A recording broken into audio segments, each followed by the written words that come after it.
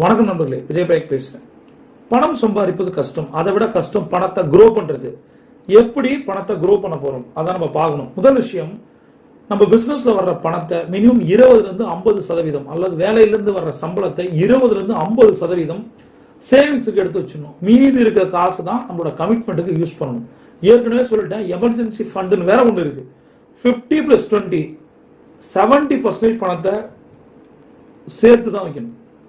இது ப்ராக்டிக்கலா இல்லைனா முடியல அப்படின்னா 20+20 40% சேர்த்து வைக்கணும். இல்லைன்னா ரொம்ப ரொம்ப கஷ்டம். ரைட், முதல்ல சேவிங்ஸ்ல வர பணத்தை என்ன பண்ணணும்? அதுக்கு நிறைய வழிகள் இருக்கு, தேடணும்.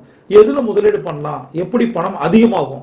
இன்னைக்கு நம்மளோட கம்பெனியே வருஷத்துக்கு 24% கொடுக்குது. வங்கிகள் 6%, நிதி நிறுவனங்கள்ல 12% கொடுக்குறாங்க. ஆனா நம்ம 24% கொடுக்குறோம். இதுக்கு யாருக்காவது இந்த முதலீடு திட்டத்துல ஈடுபடணும்னா டிஸ்கிரிப்ஷன்ல லிங்க் இருக்கு. என்னோட இன்வெஸ்ட்மெண்ட் மேனேஜர்கிட்ட நீங்க பேசலாம். மெயினா எப்பயுமே லாங் டேர்ம் சேவிங் ஸ்ட்ராட்டஜி யோசிக்கணும். இன்னைக்கு அப்படின்னு யோசிக்கக்கூடாது, நாளைக்குன்னு யோசிக்கணும். இப்போ ஃபார் எக்ஸாம்பிள் ரிட்டையர்மெண்ட் வச்சுப்போம்.